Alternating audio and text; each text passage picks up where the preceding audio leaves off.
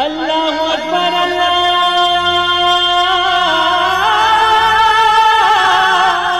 اکبر۔ السلام علیکم ورحمۃ اللہ وبرکاتہ۔ الحمدللہ رب العالمین والصلاة والسلام علی اشرف الانبیاء والمرسلین نبینا محمد وعلی آلہ وصحبہ اجمعین ومن تبعہم باحسان الی یوم الدین، اما بعد۔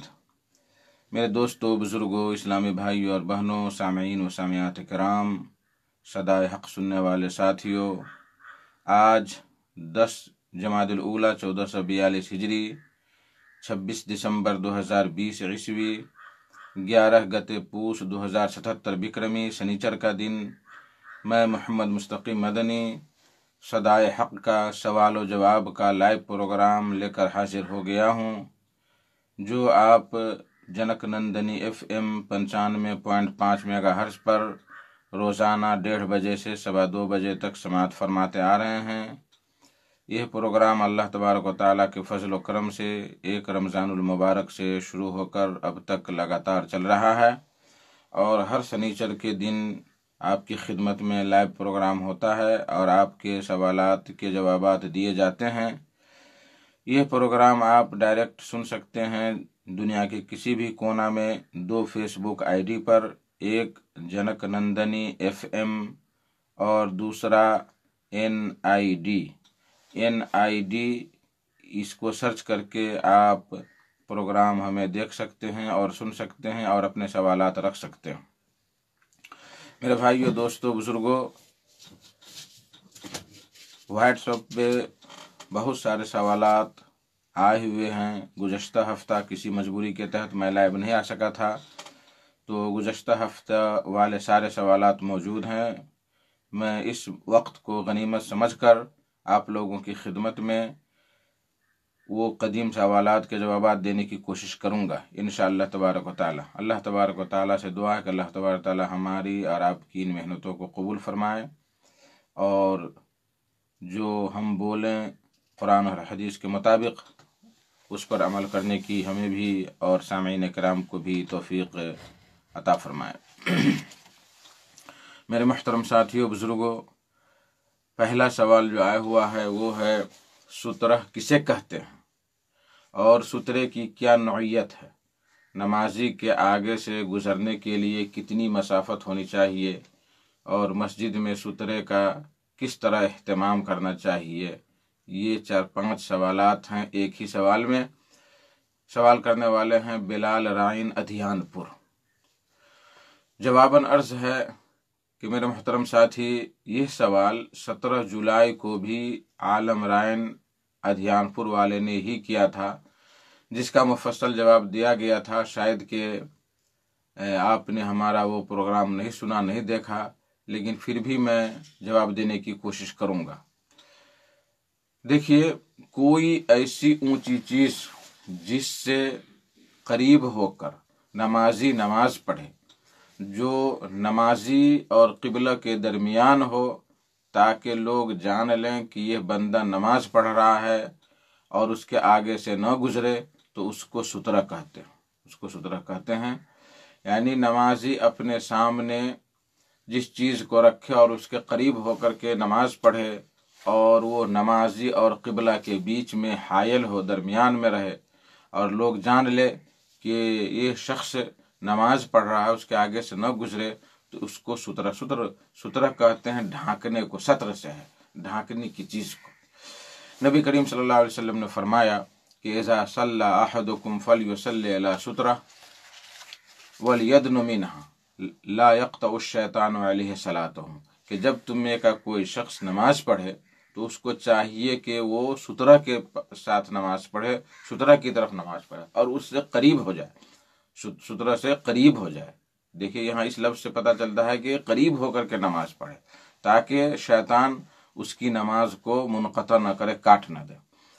یہ ابو داؤد کی روایت ہے، حدیث نمبر 695، اور شیخ البانی رحمہ اللہ نے اس کو صحیح قرار دیا ہے۔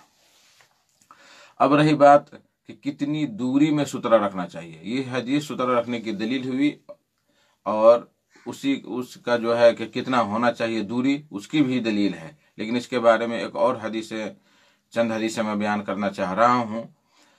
तो रही बात कितनी दूरी में सुतरा रखना चाहिए, तो इसके बारे में दो तरह की हदीस आई हुई है। पहली, अन सहल बिन साद रज़ियल्लाहु तआला अन्हु अन्नहु क़ाल कान बैन मुसल्ला रसूलिल्लाह सल्लल्लाहु अलैहि वसल्लम व बैन अल जिदार ममर्रु शातिन, बुखारी हदीस नंबर 496, मुस्लिम हदीस नंबर 508। सहल बिन साद रज़ियल्लाहु तआला अन्हु बयान करते हैं कि रसूलुल्लाह सल्लल्लाहु अलैहि वसल्लम के नमाज पढ़ने की जगह और दीवार के दरमियान एक बकरी के गुजरने का रास्ता था, एक बकरी के गुजरने का रास्ता था। यानी कदर अन तमुर्र शाह, बकरी है, बकरी का बच्चा है, जो वो गुजरे जितने उतनी जगह दीवार में और नबी करीम सल्लल्लाहु अलैहि वसल्लम के दरमियान में उतनी जगह थी। दूसरी हदीस है अब्दुल्लाह बिन उमर रज़ियल्लाहु तआला अन्हु की, अन्न रसूलुल्लाह सल्लल्लाहु अलैहि वसल्लम दखल अल काबता हुवा व उसामा बिन ज़ैद व बिलाल व उस्मान बिन तलहा फअग़लक़हा अलैहि। क़ाल अब्दुल्लाह बिन उमर फसअलतु बिलालनहीन खरजा। अब्दुल्लाह बिन उमर कहते हैं कि रसूलुल्लाह सल्लल्लाहु अलैहि वसल्लम जिस वक्त यानी फतह मक्का के मौका पे जिस वक्त नबी सल्लल्लाहु अलैहि वसल्लम खाना काबा में दाखिल हुए तो उनके साथ उसामा बिन ज़ैद, बिलाल और उस्मान बिन तलहा थे, और ये लोग अंदर जा करके दरवाज़ा बंद कर लिए। तो अब्दुल्लाह बिन उमर ने बिलाल से पूछा, फसअलतु बिलालन हीन खरजा, जब वो निकले तो बिलाल से मैंने पूछा कि माज़ा सना रसूलुल्लाह सल्लल्लाहु अलैहि वसल्लम, कि रसूलुल्लाह सल्लल्लाहु अलैहि वसल्लम अंदर जा करके क्या किए हैं, तो क्या किए हैं। तो हजरत बिलाल ने कहा कि उमूद, जो उसके अंदर काबा के अंदर जो खंभा है, तो उस एक खंभा को बाएं तरफ रखा और दो खंभे को दाएं तरफ रखा और तीन खंभे को पीछे रखा, और जो है घर और यानी उस दिन खाना काबा 6 खंभों पर था। सुम्मा सल्ला व जअल बैनहु व बैन अल जिदार नहव मिन 3 अज़रा। फिर आप सल्लल्लाहु अलैहि वसल्लम ने नमाज पढ़ी और अपने दरमियान और दीवार के दरमियान 3 हाथ का फासला रखा, 3 हाथ का फासला रखा। इस हदीस को रिवायत किया नसाई हदीस नंबर 749, और शेख अलबानी ने इसको सही करार दिया है, और इसकी असल बुखारी में है जो हदीस नंबर है 506 भी। यानी 3 हाथ का तकरीबन हो गया कितना कि 1.5 मीटर की दूरी अपने दरमियान और जो हम सुतरा रखें उस सुतरा के दरमियान तकरीबन 1.5 मीटर की यानी 3 हाथ की तकरीबन दूरी होनी चाहिए। इन दोनों ज़ाहिरी तौर पर इन दोनों हदीस में इख्तिलाफ पाया जाता, तारुज़ पाया जाता। उसमें कहा कि बकरी के गुजरने की और इसमें कहा कि 1.5 मीटर। तो इसके बारे में जो है अहले इल्म बयान करते हैं कि फ़ी हाज़ैन अल हदीसैन तहदीदुन लिल मसाफ़ अल्लती तकूनु बैन अल मुसल्ली व बैन सुतरतिही, कि इन दोनों हदीस में उस दूरी की तहदीद है, हदबंदी की गई है जो नमाजी और सुतरा के बीच में होनी चाहिए।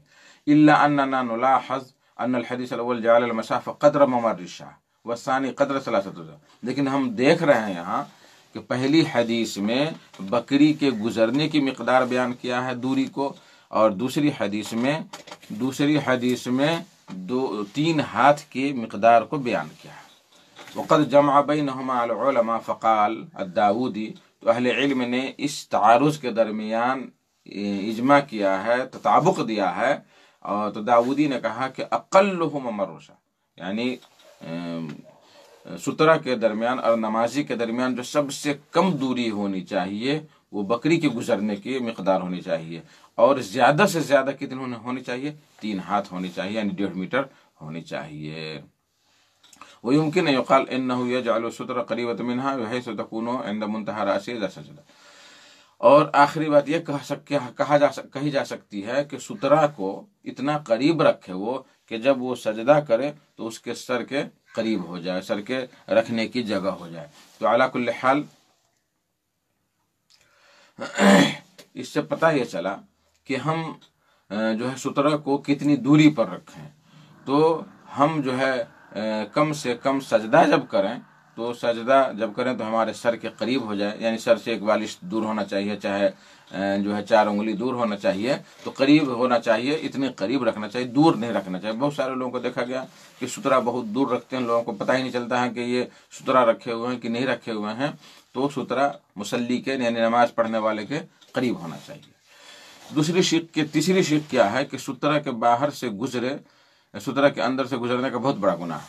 यानी आदमी जब नमाज पढ़ रहा है तो उसको चाहिए कि वो सुतरा से बाहर से निकले, सुतरा के अंदर घुस करके नहीं निकले, इसलिए कि इसका बहुत बड़ा गुनाह है। नबी करीम सल्लल्लाहु अलैहि वसल्लम ने फरमाया कि लौ यअलमुल मार्रु बैन यदिल मुसल्ली माज़ा अलैहि लकान अन यक़िफ़ 40 खैरन लहू मिन अन यमुर्र बैन यदैहि। क़ाल अबू नस्र ला अदरी अक़ाल 40 यौमन औ शहरन औ सना। रसूलुल्लाह सल्लल्लाहु अलैहि वसल्लम ने फरमाया कि अगर नमाजी के आगे से गुजरने वाला जान ले कि उस पर कौन सा गुनाह है तो वो 40 ठहरा रहेगा वहां, तो 40 ठहरा रहे, उसके लिए बेहतर है कि उसके सामने से गुजरे। तो अबू नस्र कहते हैं कि मैं नहीं समझ पाया, कि मैं नहीं जानता हूं कि आप सल्लल्लाहु अलैहि वसल्लम ने 40 दिन कहा या 40 महीने कहा या 40 साल कहा, ये मैं नहीं समझ सका। बहरहाल 40 दिन हो या 40 घंटा हो या 40 मिनट हो या 40 साल हो, ये तो बहुत बड़ी बात है ना कि आदमी 40 मिनट या 40 महीने या 40 घंटे या 40 साल जो है ठहरा रहे, वो बेहतर है उसके लिए कि किसी नमाजी के आगे से गुजरे। यह हदीस बुखारी शरीफ में है, हदीस नंबर 510, और मुस्लिम शरीफ हदीस नंबर 507। तो देखिए आजकल लोग इसका एहतमाम नहीं करते हैं, इसका एहतमाम नहीं करते हैं और नमाजी के आगे से गुजरते हैं। खास करके सऊदी अरब में और खाना काबा और मस्जिद नबवी में इसका बहुत ही कम एहतमाम लोग करते। जो पढ़े लिखे लोग हैं वही एहतमाम करते हैं, नहीं तो जा रहे हैं आ रहे हैं, लग रहा है कि पुल बना हुआ है और लोग आ रहे हैं जा रहे हैं, कोई एहतमाम नहीं, कोई इसके बारे में अल्लाह का खौफ नहीं होता है। मेरे भाइयों, हदीस में आया है कि अगर सुतरा के अंदर से कोई जाने की कोशिश करे तो उसे रोकना चाहिए, रोकना चाहिए। यहाँ भी देखा गया है नमाजी लोगों को कि वो भी सुमुन बुकमुन बन करके बैठे रहते हैं या नमाज पढ़ते हैं, तो कोई गुजर रहा आ रहा जा रहा है, कोई रुकावट नहीं है, उसको चाहिए कि रोके, उसको चाहिए कि रोके। और अगर न रुके तो जबरदस्ती रोके, बल्कि उसको ताकत के बल पर रोके। हदीस में आया है, सुनिए, अन अबी सईद खुदरी रज़ियल्लाहु तआला अन्हु अन्न रसूलुल्लाह सल्लल्लाहु अलैहि वसल्लम क़ाल इन कान अहदुकुम युसल्ली फला यदा अहदन यमुर्रु बैन यदैहि वल यदरहु मस्तता फ़इन अबा फलयुक़ातिलहु फ़इन्नहु शैतान। अबू सईद खुदरी रज़ियल्लाहु तआला अन्हु बयान करते हैं कि रसूलुल्लाह सल्लल्लाहु अलैहि वसल्लम फरमाया कि जब तुम में का कोई शख्स नमाज पढ़े तो किसी को न छोड़े कि वो सामने से गुजर जाए, किसी को न छोड़े, और जितनी ताकत है उसको दूर करने की, हटाने की कोशिश करे। अगर वो इनकार कर रहा है, जबरदस्ती कर रहा है, इसरार कर रहा है, फलयुक़ातिलहु, तो उससे लड़ाई करे, झगड़ा करे। फ़इन्नमा हुआ शैतान, इसलिए कि वो शैतान है, यानी शैतान का काम कर रहा है, नमाज को तोड़ने की कोशिश कर रहा है, तो वो शैतान नंबर 1 है। यह हदीस मुस्लिम शरीफ हदीस नंबर 505। दूसरी हदीस है अबू सईद खुदरी रज़ियल्लाहु तआला अन्हु ही की है, क़ाल समिअतु नबी सल्लल्लाहु अलैहि वसल्लम यक़ूल इन सल्ला अहदुकुम इला शैइन यस्तुरुहु मिनन नास फ़अराद अहदुन अन यजताज़ बैन यदैहि फलयदफ़अहु फ़इन अबा फलयुक़ातिलहु फ़इन्नमा हुवा शैतान। नबी करीम सल्लल्लाहु अलैहि वसल्लम से मैंने सुना बयान करते हुए कि जब तुम में का कोई शख्स नमाज पढ़े सुतरा की तरफ नमाज पढ़े और कोई आदमी चाहे कि सामने से गुजरे तो उसको रोके, उसको भगाए, फ़इन अबा, और अगर इनकार कर दे फलयुक़ातिल हो, तो उससे लड़ाई करे, क्योंकि वो शैतान है। ये बुखारी हदीस नंबर 509, मुस्लिम हदीस नंबर 505। मेरे मोहतरम साथियों, सुतरा किस चीज़ का रखे? एक सवाल है कि सुतरा किस चीज़ का रखे, तो इसका जवाब यह है कि सुतरा के लिए लकीर बनाने वाली हदीस ज़ईफ़ है, बल्कि कोई भी चीज़ एक बालिश्त ऊंची हो या उससे बुलंद हो तो उसको ज़मीन में गाड़ दे। उसी तरह से बाज़ लोग कहते हैं कि सामने नहीं रखना चाहिए बल्कि कुछ दाएं या बाएं रखना चाहिए, तो इस ज़िम्न में जो हदीस आई हुई है वो भी ज़ईफ़ है, बल्कि नमाजी अपने सामने रखे। तो लकड़ी हो, लकड़ी गाड़ दे, या कुर्सी है आजकल, कुर्सी रख दे, या और भी कोई चीज़ है तो वो सामने रख दे ताकि पता चले कि ये बंदा नमाज पढ़ रहा है और लोग उसके सामने से न गुजरे। एक और सवाल बाकी रह गया, सवाल की एक शिक कि मस्जिद में सुतरा रखना कैसा है। तो मस्जिद हो, सुन ले जरा, कि मस्जिद हो या बाहर हो, सुतरा रखना सुन्नत मुअक्कदा है। इस पर कई जगहों पे झगड़ा हो जाता है, कुछ लोग जो है نئے نئے مسائل لے کر کے آتے ہیں اور نئے نئے طالب علم ہوتے ہیں تو وہ کہتا ہے کہ مسجد میں بھی رکھنا واجب ہے، باہر بھی رکھنا واجب ہے، اس پر لڑائی ہوتی ہے، جھگڑا ہوتا ہے. تو مسجد ہو یا باہر یعنی میدان میں ہو، ستھرا رکھنا واجب نہیں ہے، سنت مؤکدہ ہے. یہی جمہور ائمہ کرام کا مسلک ہے، یہی راج ہے، یہی راج ہے. اس لیے کہ نبی کریم صلی اللہ علیہ وسلم نے بعض اوقات بغیر ستھرا کے بھی نماز پڑھی ہے، بغیر ستھرا کے بھی نماز پڑھی ہے. وقت کی قلت سے میں وہ اس کی طرف جانا نہیں چاہتا ہوں. تو نبی کریم صلی اللہ علیہ وسلم نے امت کو بتلانے کے لیے کہ یہ واجب نہیں ہے بلکہ سنت مؤکدہ ہے، تو آپ نے بعض اوقات بغیر ستھرا کے بھی نماز پڑھی ہے. اسی طرح سے ایک اور مسئلہ سمجھ لیں، اس پر بھی بہت سارے لوگوں کی نادانی ہے، سمجھتے نہیں ہیں کہ امام کا سترا مقتدی کا سترا ہوتا ہے. جو امام کا سترا ہے وہی مقتدی کا سترا ہے. اسی لیے جماعت میں اگر کوئی نماز پڑھ رہا ہے تو صف کے بیچ سے آدمی گزر سکتا ہے. صف کے بیچ، جیسے آگے امام ہے اور بیچ میں 3-4 صف لگی ہوئی ہے، کسی کو اس طرف سے اس طرف جانا ہے تو وہ صفوں کے بیچ سے جا سکتا ہے. اس میں کوئی حرج کی بات، کوئی مذائقہ کی بات نہیں ہے. اس کی بھی دلیل حضرت ابن عباس رضی اللہ تعالی عنہ کی ہے، جو مینا میں وہ گدھا پر بیٹھے ہوئے تھے اور نبی کریم صلی اللہ علیہ وسلم نماز پڑھا رہے تھے اور وہ صفوں کے بیچ سے گزر رہے تھے. تو ان تفاصیل سے سائل کو اور سامعین کرام کو معلوم ہو گیا ہوگا تقریباً سترہ کے کچھ احکام. اللہ عالم بالصواب. میرے محترم ساتھیوں، بزرگوں، دوستوں، دوسرا جو سوال ہے جو گزشتہ ہفتہ فیس بک NID پر سوال آیا ہوا تھا، گزشتہ ہفتہ سے پیوستہ ہفتہ، جو میں وعدہ کیا تھا کہ میں اس کا جواب دوں گا انشاءاللہ تبارک و تعالی، اور بہت ہی اہم سوال ہے اور بہت ہی یہ علمی سوال ہے اور آج کل کا سلگتا ہوا مسئلہ ہے.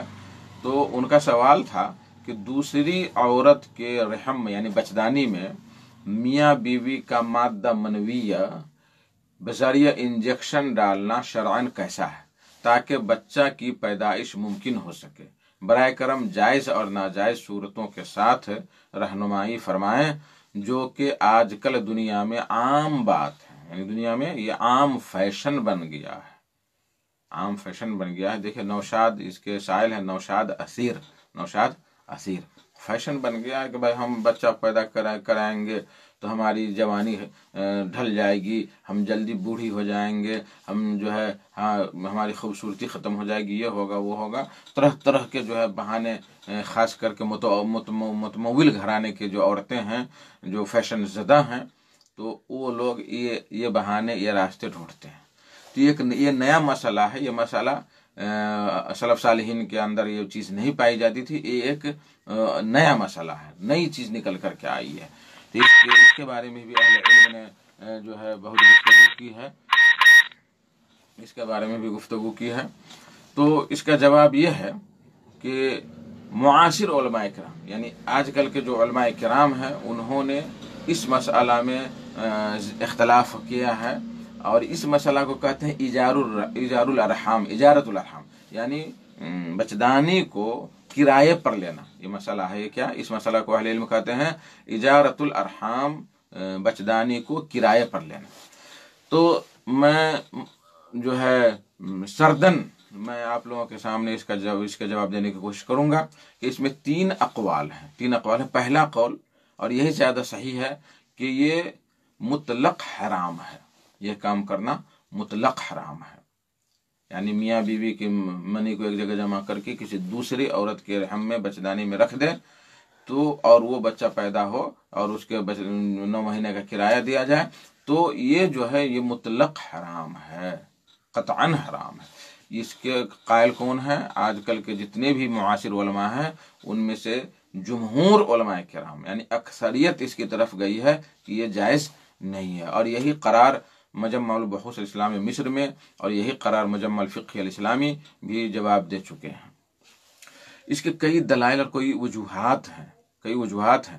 پہلی دلیل اللہ تبارک و تعالیٰ کا یہ قول والذین هم لفروجهم حافظون الا على ازواجهم او ما ملكت ايمانهم فانهم غیر ملومین فمن ابتغى وراء ذلك فاولئک هم العادون. سورہ مومنون آیت نمبر 5 سے 7 تک.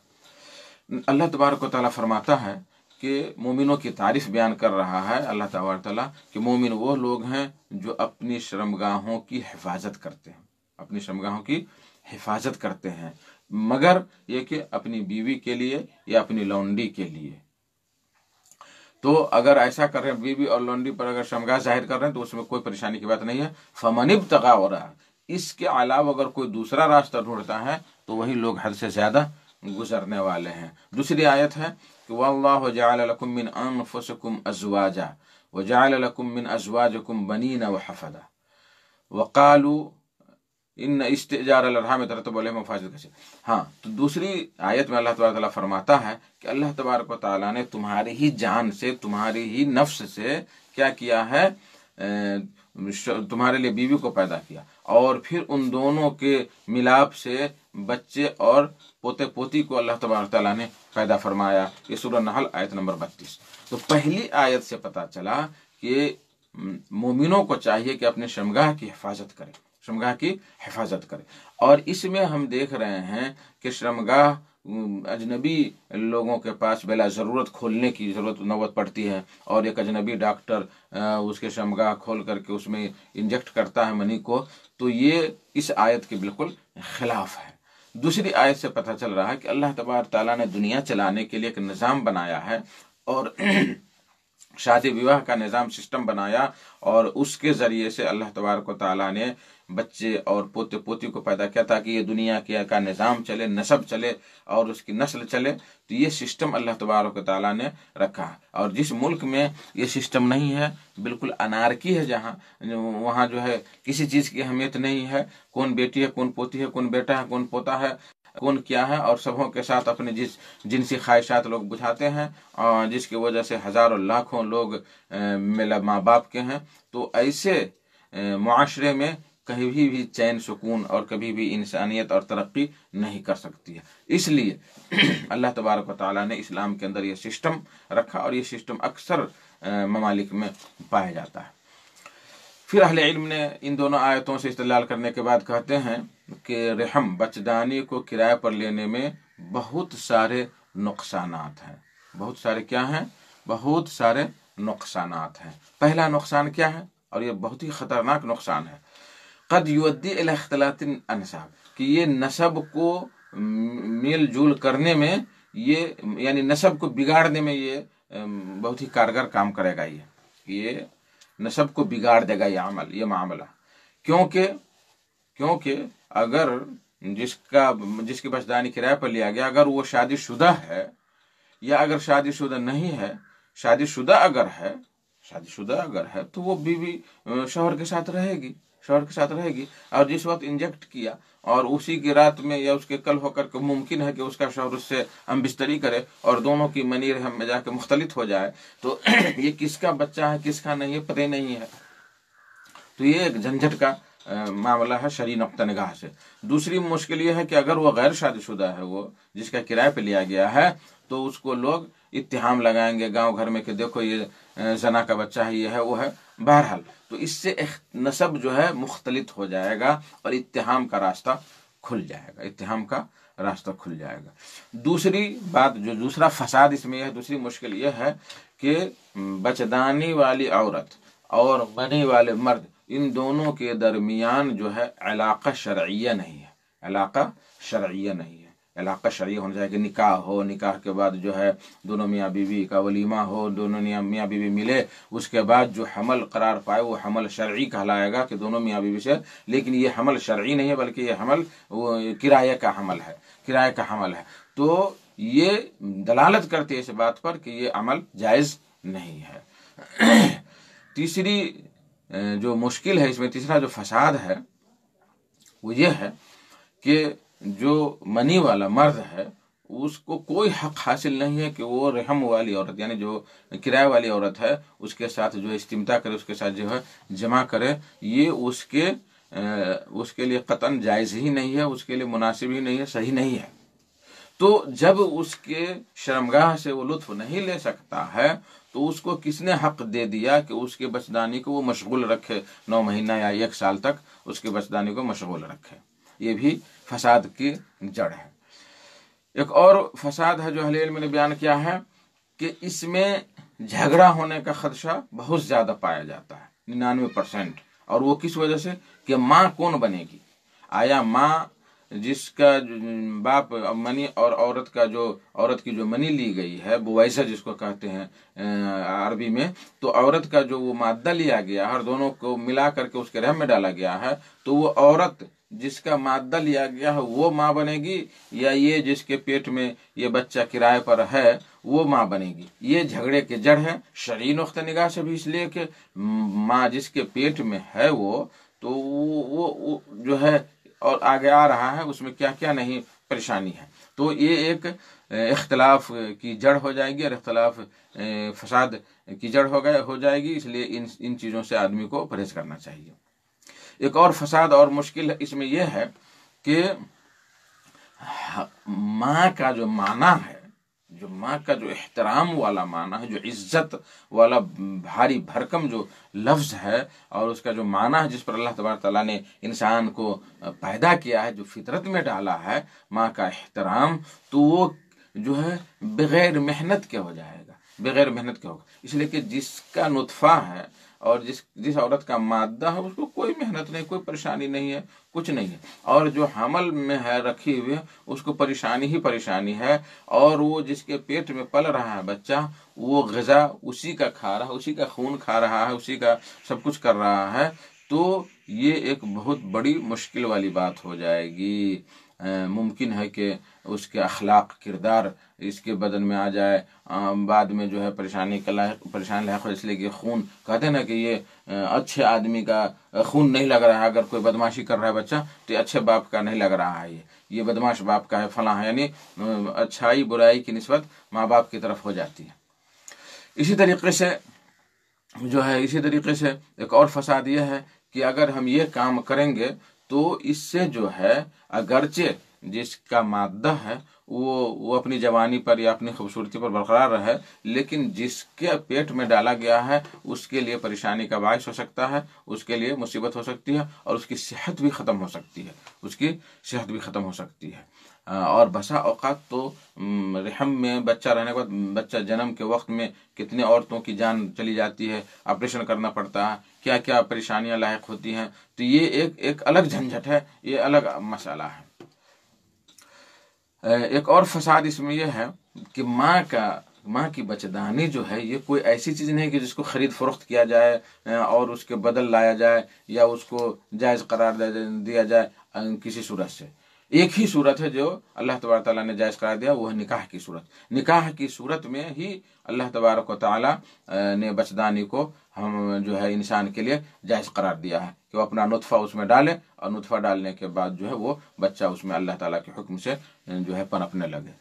یہ پہلا قول جو اہل علم نے بیان کیا ہے، اور یہی راجح ہے، اور یہ سب مفسدہ ہے. ان مفسدہ کو مد نظر رکھتے ہوئے اہل علم نے ان ساری چیزوں سے منع فرمایا ہے، اس لیے ایسے عمل کرنے سے دور رہنا چاہیے. دوسرا قول ہے جو بعض علماء نے کہا کہ یہ مطلقاً جائز ہے، چاہے جو ہے وہ دوسری عورت جو ہے اس کی دوسری بیوی ہو یا کوئی اجنبیہ ہو. بعض اہل علم نے کہا ہے، اور دلیل میں اس کی طرف جانا نہیں چاہتا ہوں. قیاس کیا ہے دودھ پلانے والی عورت پہ، یعنی کسی کا دودھ پی رہا رضائی ماں جو ہے دودھ پلانے والی ماں، تو اس پر قیاس کیا. یہ قیاس فارغ ہے، یہ بکواس بات ہے، اس لیے کہ شریعت نے جائز قرار دیا کہ دوسری عورت کا دودھ پی سکتا ہے بچہ، لیکن اس کی کوئی دلیل نہیں، کچھ نہیں ہے، تو اس کے اوپر جو ہے قیاس کرنا بالکل فالتو اور خراب چیز ہے. دوسری دلیل انہوں نے دیا ہے کہ الاصل فی الاشیاء الاباحہ، کہ ہر چیز میں اصل کیا ہے؟ مباح، ہر چیز میں جو ہے اصل مباح ہے. اور جو ہے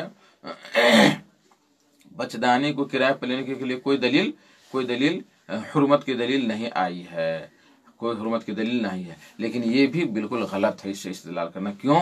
اس لیے کہ قاعدہ ہی میں ہے کیا کہ الاصل فی الابضاء التحریم، کہ شرمگاہ میں اصل کیا ہے؟ حرام ہے، جب تک کہ کوئی ایسی دلیل نہ آئے جو جائز قرار دے.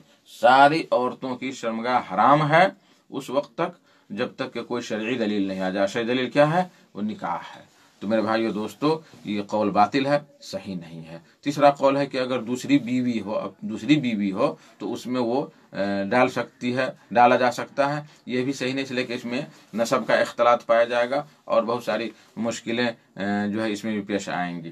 علی کل حال تو یہ منی نکال کر کے اور بیوی کے مادہ کو ملا کر کے کسی دوسری عورت کو کرائے پہ لے کر کے رحم کرائے پہ لے کر کے یہ سب کام کرنا بالکل حرام ہے، اسے دور رہنا چاہیے۔ ہاں البتہ ایک دو صورت اہل علم نے جائز قرار دیا ہے، اور وہ یہ ہے کہ اپنے شوہر کی منی کو لے کر کے اسی کی بیوی کے رحم میں اگر ڈالا جائے تو اس صورت میں ضرورت کے تحت جائے، ضرورت جیسے شوہر جو ہے اس کمزور ہے اور اس کی منی اس کے رحم تک جہاں تک اللہ تعالیٰ پہنچانا چاہتا ہے وہاں تک نہیں پہنچ رہی ہے، لیکن انجیکشن کے ذریعے سے وہاں پہنچ جا رہی ہے۔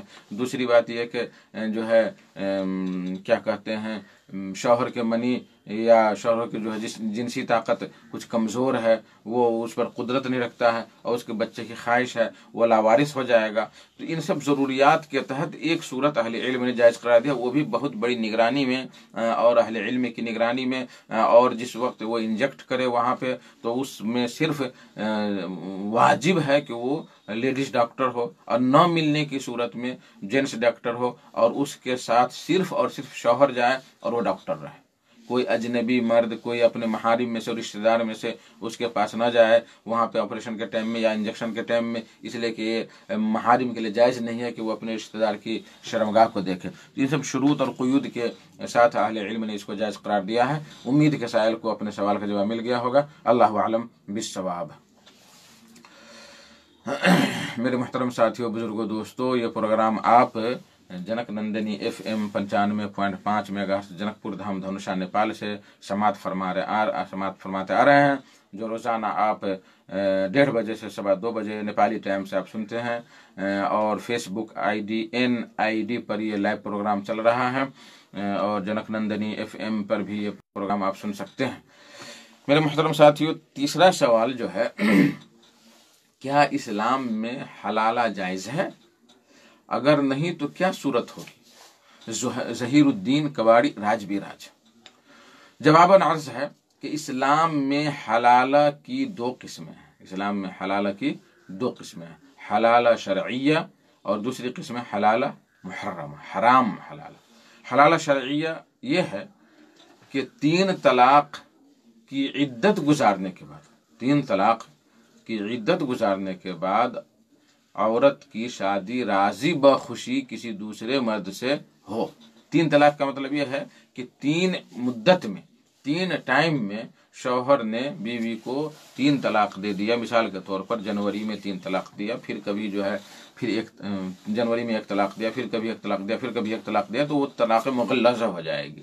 تو طلاق مغلظہ جب ہو جائے تو اس کی عدت گزارنے، جو 3 مہینہ عدت ہے، 3 مہینہ عدت گزارنے کے بعد عورت کی شادی راضی بخوشی، اور اولیاء جو اس کے ولی ہیں وہ، اور عورت کی شادی، عورت کی راضی بخوشی اعلان کے ساتھ گاؤں گھر میں شور کے ساتھ جو ہے اس کی شادی کسی دوسرے مرد سے ہو، وہ شوہر، دوسرے مرد سے جو شادی ہوئی، وہ شوہر اگر مر جائے یا اپنی راضی سے طلاق دے دے تو پھر عدت گزارنے کے بعد اگر عورت اپنے پہلے شوہر کے ساتھ جانا چاہتی ہے، شادی کرنا چاہتی ہے تو وہ کر سکتی ہے۔ اس کو حلالہ شرعیہ کہتے ہیں، اور اللہ تبارک و تعالیٰ نے اسی کی طرف اشارہ کیا ہے اس آیت میں، فَإِن طَلَّقَهَا فَلَا تَحِلُّ لَهُ مِن بَعْدُ حَتَّى تَنكِحَ زَوْجًا غَيْرَهُ۔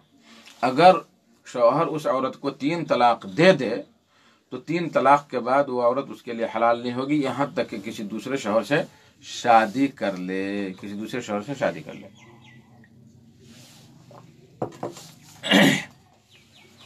تو اس آیت میں اللہ تبارک و تعالی نے حلالہ شرعیہ کی ایک صورت بیان کی ہے۔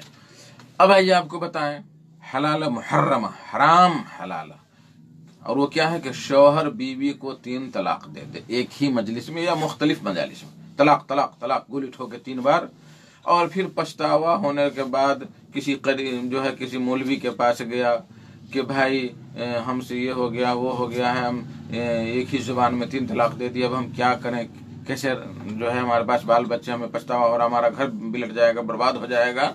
اب وہ مولوی فتویٰ دے رہا ہے کہ اس کی کوئی صورت نہیں، ایک ہی صورت ہے کہ تم حلالہ کراؤ، تم حلالہ کراؤ۔ اب وہ بیچارہ جو ہے پریشان حال ہو جاتا ہے، اور اب یہاں کسی قریبی رشتہ دار سے یا مکتب کا جو بیچارہ مسکین مولوی ہے اس کو تیار کیا جاتا ہے کہ بھائی تم اس عورت سے شادی کر لو ایک رات کے لیے، اور اس کے ساتھ ہم بستری کرو، اور پھر صبح میں جو ہے طلاق دے دو، تو پھر دوسرا جو ہے وہ کر لے گا۔ اور اس کے لیے تو ایک حلالہ سینٹر بھی کھلا ہوا ہے آج کل، بہت ساری جگہوں پہ سننے میں آیا، پاکستان میں، ہندوستان کے بعض علاقے میں جو ہے حلالہ سینٹر کھلا ہوا ہے، اور اس میں بڑے بڑے شیاطین قسم کے لوگ رہتے ہیں، 60 قسم کے لوگ رہتے ہیں، اور اس میں ایک رات کے لیے نکاح ہوتا ہے، پھر طلاق ہوتی ہے، اور طلاق ہونے کے بعد پہلا شوہر کے لیے وہ حلال ہو گئے، نعوذ باللہ من ذالک۔ تو یہ بھی خبر ملی ہے بعض علاقوں میں کہ حلالہ کے نام پر وہ عورت جو ہے سیاست دانوں کے لیے بھی سپلائی کی جاتی ہے۔ اس کے لیے آپ کو کتاب اگر دیکھنی ہے تو دیکھیے حلالہ کی چھری، ایک پاکستانی عالم نے یہ کتاب لکھی ہے حلالہ کی چھری، تو آپ یہ کتاب پڑھی، اس میں پتہ چل جائے گا کہ اس حلالہ کے نام پر جو ہے حوا کی بیٹیوں کے ساتھ کیا کیا زبردستیاں کی جاتی ہیں، کیا کیا پریشانیاں کی جاتی ہیں۔ تو میرے بھائیو دوستو، یہ حلالہ محرمہ کی صورت ہے، اور یہ کھلا زنا ہے، یہ کھلا زنا کاری ہے، اور ایسے کرنے والوں پر نبی کریم صلی اللہ علیہ وسلم نے لعنت بھیجی ہے۔ عن عقبہ بن عامر رضی اللہ تعالی عنہ قال قال رسول اللہ صلی اللہ علیہ وسلم الا اخبرکم بالتیس المستعار۔ نبی کریم صلی اللہ علیہ وسلم اتنے رحم دل اور دنیا کے سب سے اعلیٰ انسان، اور آپ صلی اللہ علیہ وسلم سے بڑھ کر کوئی رحم دل ہوا ہی نہیں اس دنیا میں، وہ کیا کہہ رہے ہیں سن لیجئے اس کے بارے میں۔ الا اخبرکم بالتیس المستعار، کیا میں تمہیں خبر نہ دوں کرائے کے سانڈھ کے بارے میں؟ سانڈھ، اللہ المستعان، کتنا خطرناک لفظ، کرائے کا سانڈھ۔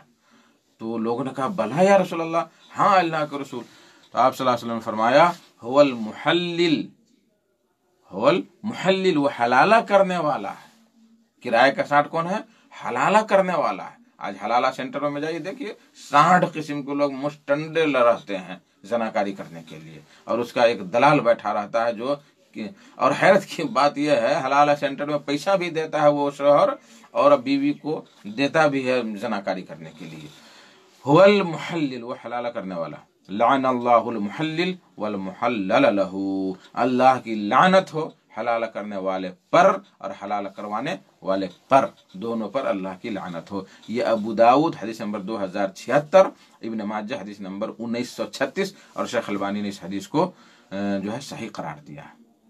میرے بھائیو دوستو، دیکھیے مجھے ایک بات یاد آ رہی، میں مدینہ یونیورسٹی میں جب پڑھ رہا تھا تو وہاں پیپر میں آیا کہ ایک کوئی عورت تھی، بڑے چرب زبان اور بڑے جو ہمت والی، تو اس کو طلاق دے دیا شوہر نے، طلاق۔ پھر مولوی کے پاس گیا تو مولوی نے کہا کہ تمہیں حلالہ کرنا پڑے گا۔ تو بیوی نے کہا حلالہ کس چیز کا نام ہے بھائی؟ تو حلالہ یہ ہے کہ ایک رات کے لیے تم کسی دوسرے شوہر سے، مرد سے شادی کرو، پھر وہ تمہارے ساتھ جو ہے ہم بستری کرے گا، کل ہو کر کے پھر اس کو تم کو طلاق دے گا۔ کہا کہ اچھا مولوی اپنی زبان سنبھال کر بات کرو، غلطی تو ہمارے شوہر نے کی ہے کہ 3 طلاق دیا، اور حلالہ ہمارا ہو؟ حلالہ تو ہمارے شوہر کا ہونا چاہیے، حلالہ ہمارے شوہر کا ہونا چاہیے۔ دیکھیے یہ غلط فتویٰ بازی سے دنیا میں بہت فسادات ہوئے ہیں، اور آئے دن یہ خبروں میں پڑھا جا رہا ہے کہ حلالہ کیا ایک رات کے لیے، اور راتوں رات ہی دونوں بھاگ گئے، نیا شوہر اور یہ بیوی بھاگ ہی گئے، کہیں کچھ ہوا، کہیں پہ کچھ ہوا، کہیں پہ کچھ ہوا۔ اگر یہ سارے واقعات دیکھنا چاہتے ہیں تو وہ پرانی کتاب، تقریباً میں 20 سال پہلے 25 سال پہلے وہ کتاب پڑھا تھا، حلالہ کی چھری، یہ کتاب آپ پڑھیں تو آپ کو اس کی حقیقت اور اس کے نام پر کیا کیا ہو رہا ہے وہ آپ سمجھ لیں گے۔ آئیے آپ کو حنفیہ کا فتویٰ میں بیان کروں اس کے بارے میں، اس لیے کہ اس میں اکثر وہی لوگ ملوث ہیں اور فوراً ٹھوک دیتے ہیں کہ کیا کرنا ہے، کیا فتویٰ دینا ہے، نہیں دینا ہے۔ یہ بھی نہیں دیکھتے ہیں کہ اللہ اور اس کے رسول کا کیا اس کے اندر حکم ہے، اور تینوں طلاق کو نافذ کر کے گھر کو برباد کر دیتے ہیں اور زناکاری پر ابھارتے ہیں۔ عند الحنفیہ مکروہ تحریماً، یہ جو ہے حنفیہ کے نزدیک یہ مکروہ मकरूह तहरीमी है, यानी हराम है मुतलकन ये। इज़ा तज़व्वजहा बिशर्त तहलील, जबकि वो हलाल करने की शर्त पर शादी करे। और अक्सर तो वो होता है, भाई आप एक रात के लिए शादी कीजिए और छोड़ दीजिए कल हलाल करने के लिए। तो अगर हलाला की शर्त पर शादी कर रहा है तो बिल्कुल हराम है। इसकी दलील हनफिया देते हैं कि लिल हदीस लअनल्लाहुल मुहल्लिल वल मुहल्लल लहू, इस हदीस की वजह से बिल्कुल हराम है। फ़इन तल्लक़हा बाद मा वतिअहा हल्लत लिल अव्वल लिवजूद दुखूल फी निकाह से। देखिए वहां तो बिल्कुल हराम करार दे दिया, बिल्कुल हराम करार दे दिया, हराम वाला निकाह हुआ वो। लेकिन फिर फतवा दे रहे हैं कि अगर तलाक दे दिया वती करने के बाद, हम बिस्तरी करने के बाद, रात में हम बिस्तरी करने के बाद अगर उसने तलाक दे दिया तो वो पहले शौहर के लिए हलाल हो गई वो औरत। क्यों? इसलिए कि यहाँ जो है दुखूल हुआ है फी निकाहिन सही। फिर यहाँ कह रहे हैं कि निकाह सही है, निकाह सही है। क्यों? कि ला यब्तुलु निकाह बिशुरूतिल फासिदा, इसलिए कि निकाह फासिद नहीं होता है शुरूत फासिद शुरूत के साथ। अल्लाह कुल हाल उनका अपना मामला है। लेकिन एक सबसे अहम पॉइंट यह है कि तहलील की शर्त यानी हलाला की शर्त पे अगर कोई शादी कर रहा है या करवा रहा है तो वो निकाह बिल्कुल हराम निकाह है, मुतलकन हराम है। ये चीज़ आप कहाँ देखेंगे? किताब अल बिनाया, हिदाया की गालिबन ये शरह है, अल बिनाया जिल्द 5 सफ़ा नंबर 480 से 483 तक इसी की पूरी बहस लिखी हुई है। तो अला कुल्ल हाल खुलासा कलाम ये हुआ कि हलाला इस शर्त पर कि ये आप एक रात या 2 रात रखें और जो इसके साथ हम बिस्तरी करें, कल होकर के तलाक दे दें तो जो है तलाक दे दें, फिर वो पहले शौहर के लिए जो है वो हलाल हो जाएगी। तो ये बिल्कुल जना है, खुले जनाकारी है और इसमें बहुत सारे फसादात हैं।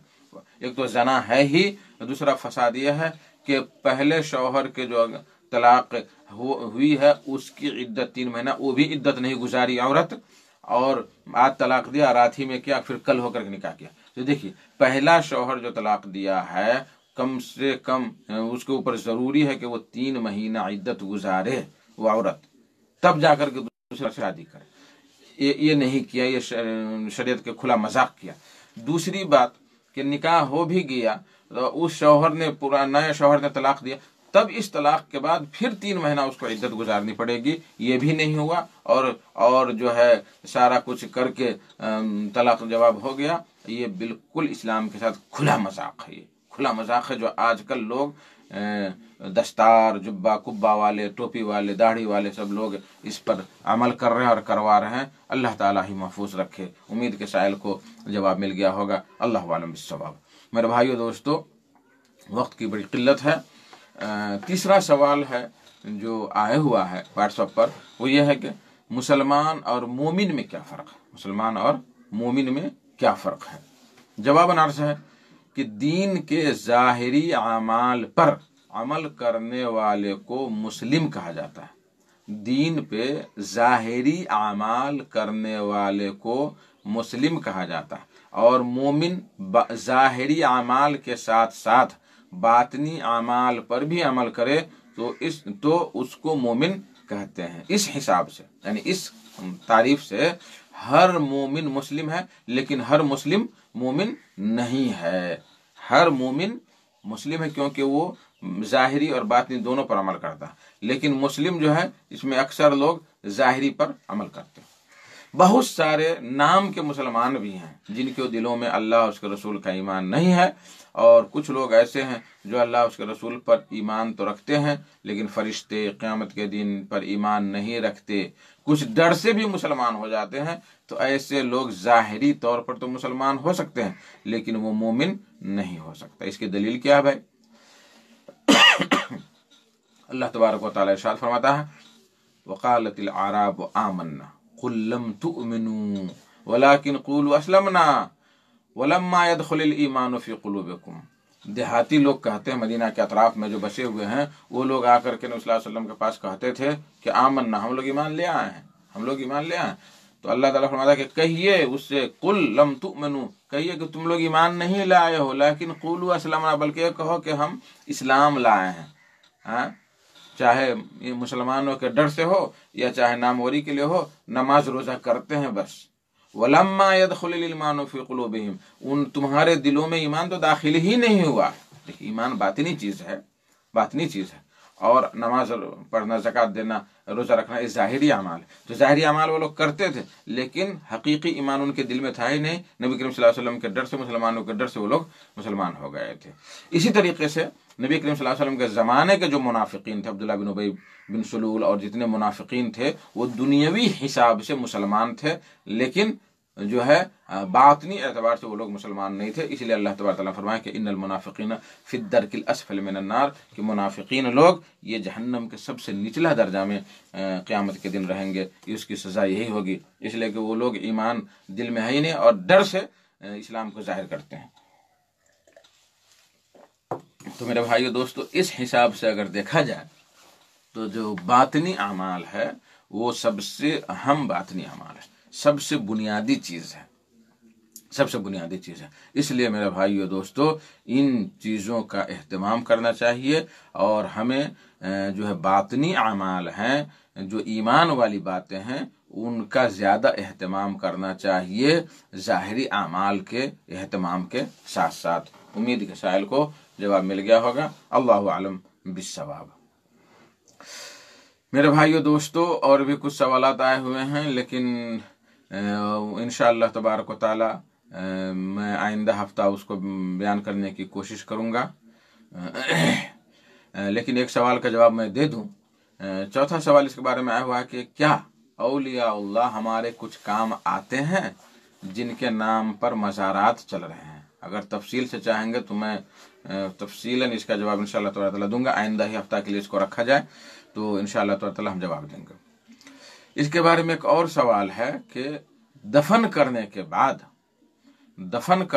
بعد جو ہے قبر پر اس کے بارے میں جو ہے جواباً عرض یہ ہے کہ یہ بالکل بدعت ہے، یہ بالکل بدعت ہے اور دین میں ایک نئی ایجاد ہے۔ حدیثوں میں آیا ہے، عائشہ رضی اللہ تعالی عنہ قالت قال رسول اللہ صلی اللہ علیہ وسلم من احدث فی امرنا ھذا ما لیس منہ فہو رد۔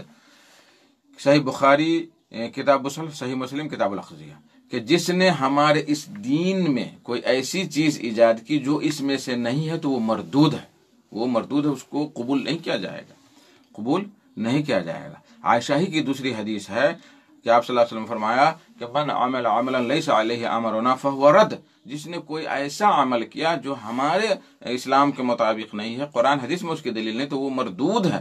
یہ صحیح مسلم کتاب الاقضیہ۔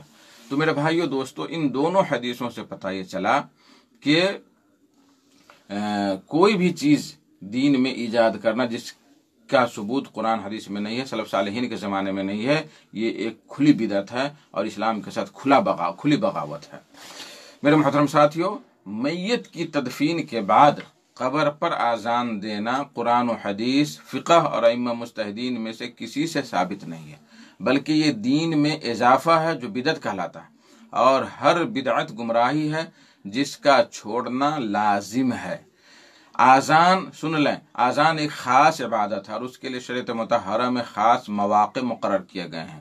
ان سے تجاوز کرنا اللہ کے حدود کے ساتھ نافرمانی کرنا ہے اور آگے بڑھنا یہ معصیت ہے، گناہ ہے۔ اگر ایسی ترمیمیں جائز ہوتی تو پھر عیدین کی نماز کے لیے بھی آذان و اقامت درست ہوتی، لیکن ایسا نہیں ہے۔ ہندوستان اور نیپال میں دیکھیے، ایک خاص فرقہ ایسا ہے کہ اس پر مر مٹتا ہے کہ بھائی قبر پر اذان دینا لازم ہے، ضروری ہے، اور اس کے لیے جو ہے وہ لوگ خاص اہتمام کرتے ہیں۔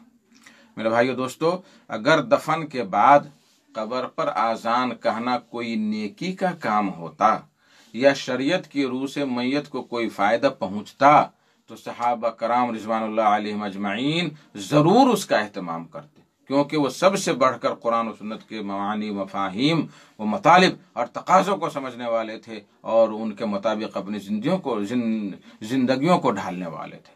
چاروں اماموں میں سے اس کا جواب چاروں اماموں سے بھی اس کا جواز یا استحباب منقول نہیں ہے۔ مزے کی بات یہ ہے کہ حنفی مذہب کی تمام معتبر کتابوں میں اس بدعت قبیحہ کا کوئی نام و نشان نہیں ملتا ہے۔ बल्कि बाज़ हनफी इमामों ने कब्र पर आज़ान के अदम जवाज़ और उसके बिदअत होने की सराहत की है।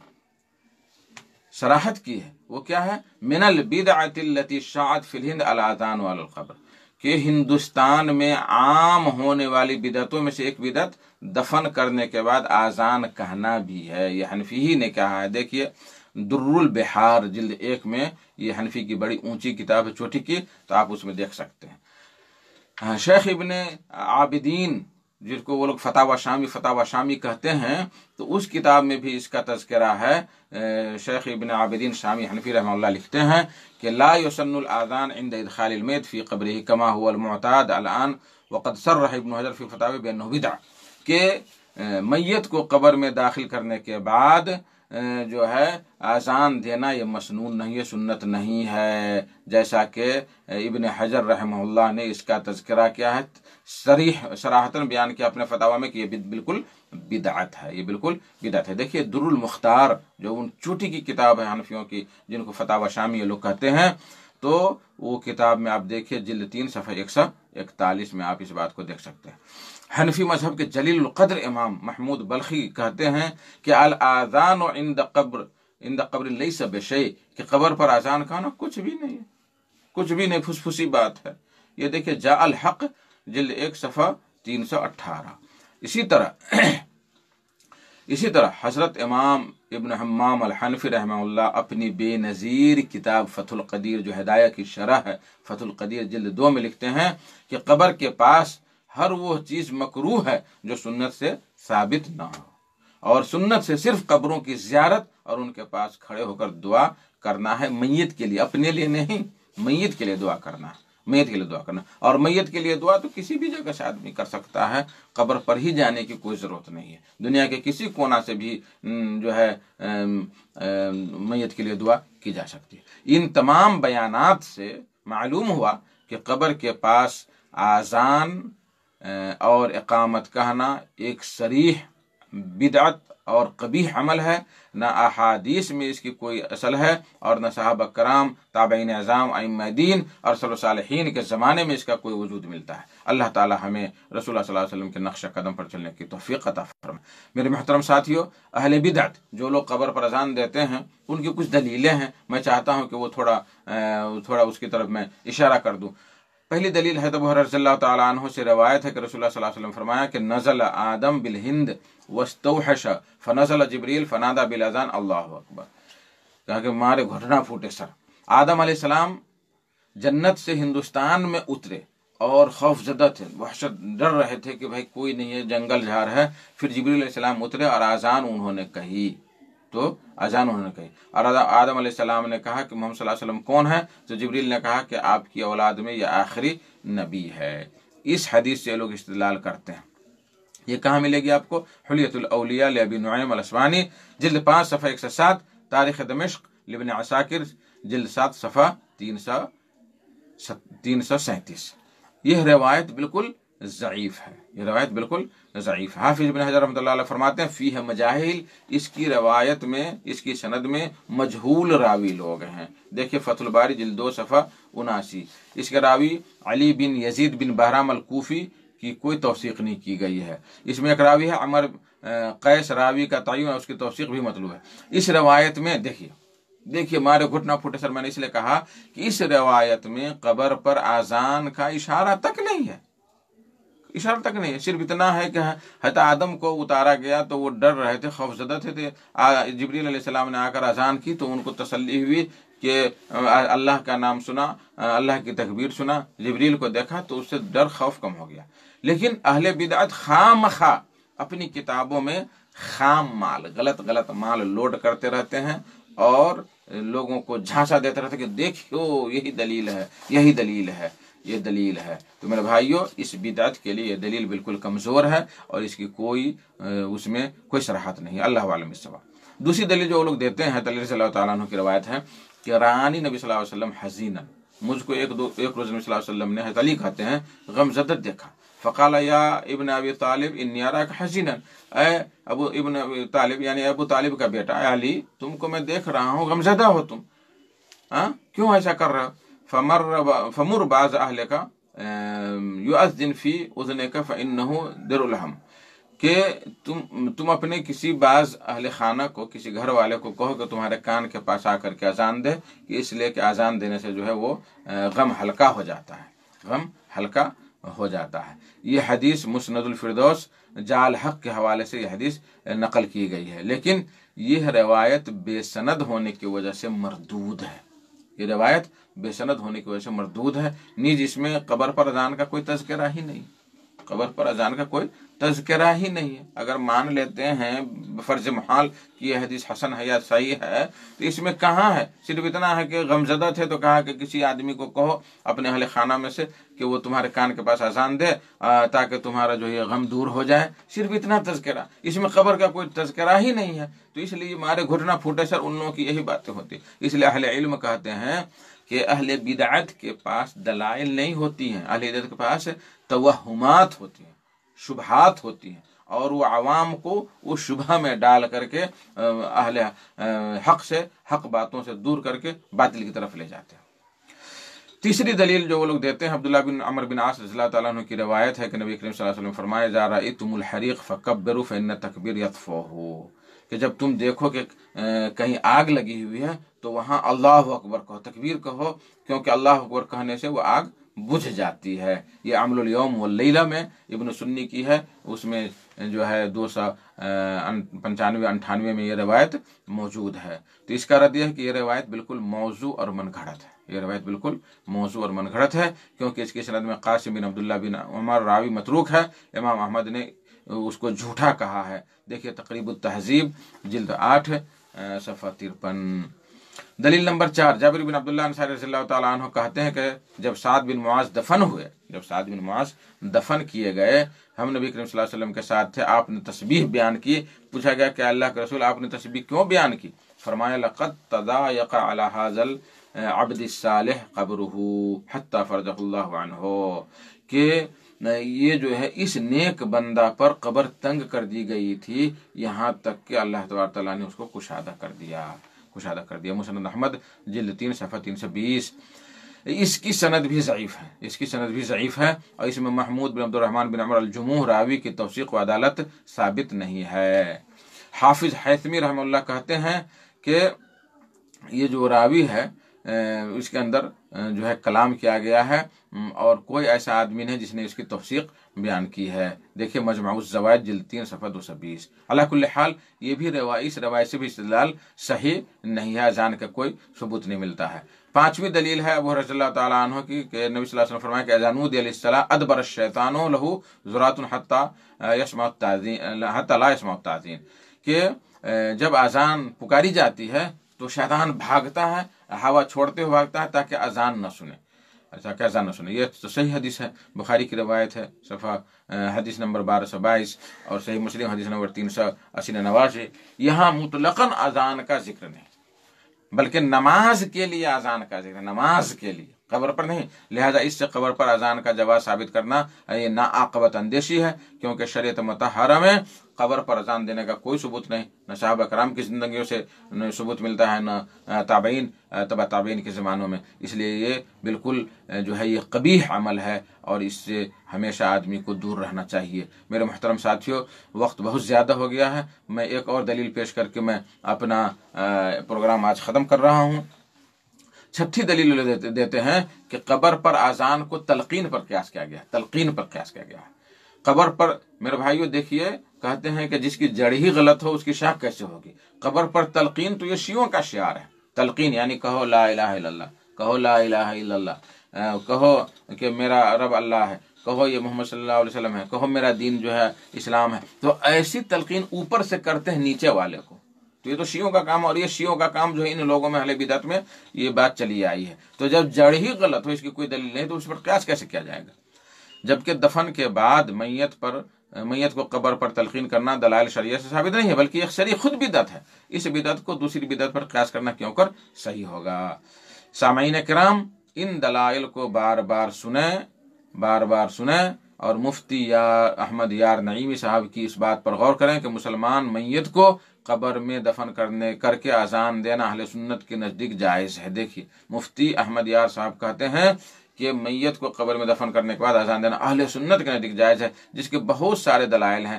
اگر قبر پر اذان دینا جائز ہے احادیث اور فقہی عبارات سے، تو اس کا ثبوت کیا ہمیں بھی بتایا جائے، وہ احادیث اور فقہی عبارت کہاں ہے۔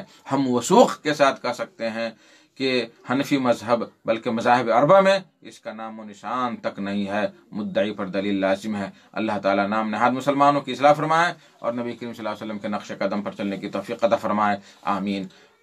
میرے بھائیو دوستو، یہ جو اذان، قبر پر اذان دینے کی جو تحقیق ہے، یہ ہمارے جو معزز دوست ہیں شفیع اللہ عبد الحکیم مدنی حفظہ اللہ، ان کی یہ تحقیق ہے جو میں نے آپ کے فائدے کے لیے بیان کر دیا۔ اللہ تبارک تعالیٰ سے دعا ہے کہ اللہ تبارک تعالیٰ ہمیں اور آپ کو سیدھے راستے پر چلنے کی توفیق عطا فرمائے، جب تک اس دنیا میں رکھے قرآن اور حدیث کے مطابق عمل کرتے ہوئے زندہ رکھے، اور جب خاتمہ ہو تو زبان سے لا الہ الا اللہ محمد رسول اللہ نکلے۔ وآخر الدعوانا الحمد للہ رب العالمین، وصلی اللہ تعالیٰ علی نبی وسلم، والسلام علیکم ورحمۃ اللہ وبرکاتہ۔